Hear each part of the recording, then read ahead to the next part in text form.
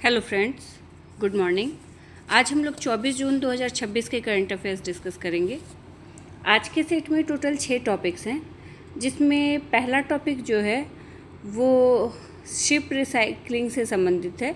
तो वर्ष 2025 में भारत ने जहाज पुनर्चक्रण के क्षेत्र में एक महत्वपूर्ण उपलब्धि हासिल करते हुए दुनिया का सबसे बड़ा जहाज पुनर्चक्रण राष्ट्र बनने का गौरव प्राप्त किया है। तो हाल ही में एक रिपोर्ट आई है जिसमें बताया गया है कि वर्ष 2025 में भारत ने शिप रिसाइकलिंग के मामले में दुनिया भर में पहला स्थान प्राप्त किया है। भारत की वैश्विक हिस्सेदारी बढ़कर 35.4% तक पहुंच गई है और भारत में शिप रिसाइकलिंग गतिविधियों को नियंत्रित करने के लिए रिसाइकलिंग ऑफ शिप एक्ट 2019 लागू किया गया है। भारत में शिप रिसाइकलिंग इंडस्ट्री को आधुनिक बनाने के लिए बंदरगाह, पोत परिवहन और जलमार्ग मंत्रालय ने 53.5 करोड़ रुपए की वित्तीय सहायता प्रदान की है। अब शिप रिसाइकलिंग होता क्या है?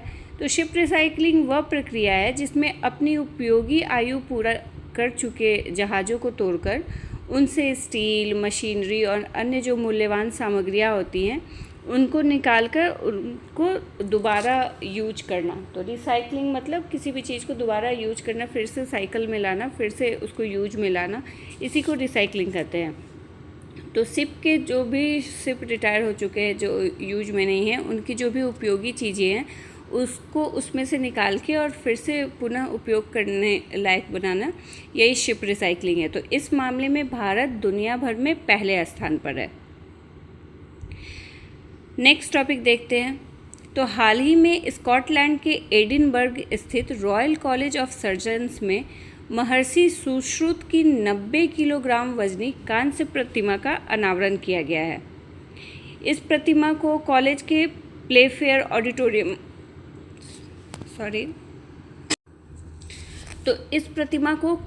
प्लेफेयर ऑडिटोरियम में स्थापित किया गया है और स्कॉटलैंड स्थित royal college of surgeons of Edinburgh जो है, ये विश्व की सबसे पुरानी शल्य चिकित्सा संस्थानों में से एक है, जिसकी स्थापना 1505 ईस्वी में हुई थी।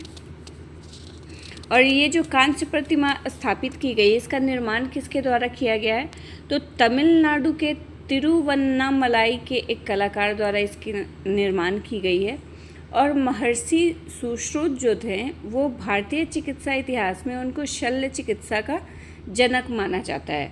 उन्होंने लगभग 2600 वर्ष पूर्व शल्य चिकित्सा के अनेक सिद्धांतों और तकनीकों का विकास किया था और उनके कार्यों का वर्णन सुश्रुत संहिता में मिलता है देखने को, जो संस्कृत ग्रंथ है।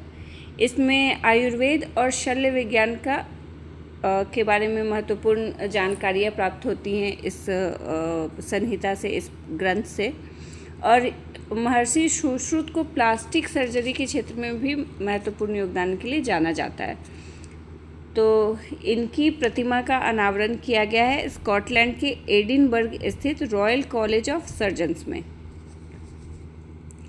नेक्स्ट टॉपिक वन्यजीव संरक्षण से संबंधित है। तो वन्यजीव संरक्षण के क्षेत्र में एक महत्वपूर्ण उपलब्धि हासिल करते हुए मेघालय राज्य चिड़ियाघर ने जून 2026 में स्टम्प टेल्ड मकाक के पहले सफल जन्म का रिकॉर्ड दर्ज किया है। अब स्टम्प टेल्ड मकाक होता क्या है? तो इसका वैज्ञानिक नाम है मकाका आर्क्टोइड्स। ये दक्षिण और दक्षिण पूर्व एशिया में पाया जाने वाला एक प्रमुख प्राइवेट प्रजाति है। इसकी पहचान छोटे पूंछ, मजबूत शरीर और विशिष्ट चेहरे की बनावट से होती है और इसको IUCN की रेड लिस्ट में वल्नरेबल श्रेणी में रखा गया है। मेघालय राज्य चिड़ियाघर में जन्मा ये शावक एक सीटू संरक्षण कार्यक्रम का परिणाम है। यहाँ मौजूद जो प्रजनन जोड़ा है जिसने इसको जन्म दिया है, उसको मिजोरम के आइजोल प्राणी उद्यान से पशु विनिमय कार्यक्रम के तहत लाया गया था। अब एक सीटू संरक्षण क्या होता है? तो इसका अर्थ होता है कि किसी प्रजाति को उसके प्राकृतिक आवास से बाहर सुरक्षित वातावरण में संरक्षित करना। तो इसको मिजोरम के आइजोल प्राणी उद्यान से मेघालय राज्य चिड़ियाघर में लाया गया था और जहाँ पे इसने एक स्वस्थ शावक को जन्म दिया है। नेक्स्ट टॉपिक मध्य प्रदेश से संबंधित है। तो मध्य प्रदेश के प्रसिद्ध इंदौरी मालवी आलू को हाल ही में चेन्नई स्थित भौगोलिक संकेतक यानी कि ज्योग्राफिकल इंडिकेशन रजिस्ट्रार द्वारा आधिकारिक रूप से जीआई टैग प्रदान किया गया है। ये जो आलू है मालवी आलू, ये अपने लो शुगर और लो स्टार्च मात्रा के कारण विशेष रूप से प्रसिद्ध है और इसकी सबसे महत्वपूर्ण विशेषता जो है वो ये है कि इसको तलने के बाद भी इसका रंग सफ़ेद ही बना रहता है, जिस कारण से इसका यूज चिप्स बनाने में और फ्रेंच फ्राइज बनाने में बहुत ज़्यादा होता है। और इंदौर ज़िले में लगभग 45,000 हेक्टेयर क्षेत्र में इस फसल की खेती की जाती है। इंदौरी मलावी आलू के साथ साथ रतलाम ज़िले के गराडू कंद और बालम खीरा को भी जीआई टैग प्राप्त हुआ है। जीआई यानी कि ज्योग्राफिकल इंडिकेशन टैग, ये बौद्धिक संपदा संरक्षण का एक विशेष रूप है जो उन उत्पादों को दिया जाता है जिनकी गुणवत्ता, प्रतिष्ठा या विशिष्ट विशेषताएं किसी खास भौगोलिक क्षेत्र से जुड़ी होती हैं। और इस इंडिकेशन को प्राप्त करने के बाद, इस टैग को प्राप्त करने के बाद वो राष्ट्रीय और अंतर्राष्ट्रीय स्तर पर काफ़ी महत्व रखने लगता है और इससे उसके कॉपी यानी कि नकल की भी संभावनाएं खत्म हो जाती हैं। भारत में जीआई पंजीकरण का संचालन किस अधिनियम के तहत किया जाता है? तो भौगोलिक संकेतक वस्तु पंजीकरण एवं संरक्षण अधिनियम 1999, इसके तहत भारत में जीआई पंजीकरण का संचालन किया जाता है। नेक्स्ट टॉपिक फ्लोरिकल्चर उद्यान से संबंधित है। तो लद्दाख के लेह जिला में 22 जून 2026 को 2 हिमालयी पुष्प उद्यानों यानी कि फ्लोरिकल्चर पार्क की आधारशिला रखी गई है। उपराज्यपाल विनय कुमार सक्सेना, इन्होंने चागलामसर और स्कना में इन परियोजनाओं का शुभारंभ किया है। इस परियोजना को भारत में अपनी तरह का पहला प्रयास बताया जा रहा है जिसका उद्देश्य ठंडे रेगिस्तानी क्षेत्रों में फूलों की खेती को बढ़ावा देना, जैव विविधता को समृद्ध करना और स्थानीय लोगों के लिए नए रोजगार के अवसर पैदा करना है। फ्लोरिकल्चर क्या होता है? तो बागवानी की वो शाखा होती है फ्लोरिकल्चर जो फूलों और सजावटी पौधों की खेती की जाती है जिसके तहत। तो ये फ्लोरिकल्चर वर्ड को भी याद रखिएगा, इसके तहत कैसी खेती की जाती है ये भी याद रखिएगा क्योंकि ये बायो में पूछा जाने वाला क्वेश्चन है। ये बायो से भी रिलेटेड है, इन्वायरमेंट का तो क्वेश्चन है ही लेकिन बायो में भी इससे क्वेश्चन आता है। तो पहला फ्लोरिकल्चर पार्क जो है वो चागलामसर में विकसित किया जा रहा है जिसका कुल क्षेत्रफल 92,687 वर्ग मीटर है। वही दूसरा फ्लोरिकल्चर पार्क लेह स्थित लद्दाख विश्वविद्यालय के school of agriculture sciences and technology के परिसर में स्थापित किया जाएगा और ये पार्क 1.02 लाख वर्ग मीटर से भी अधिक क्षेत्र में फैला हुआ है। इन परियोजनाओं को तकनीकी और वैज्ञानिक सहायता प्रदान करने के लिए केंद्र शासित प्रदेश लद्दाख के कृषि विभाग और CSIR हिमालयी जैव संसाधन प्रौद्योगिकी संस्थान यानी कि IHBT पालमपुर के बीच एक MOU पर साइन किया गया है। तो इन दोनों संस्थान आपस में मिलकर तकनीकी और वैज्ञानिक सहायता के लिए समझौता ज्ञापन पर हस्ताक्षर किए हैं।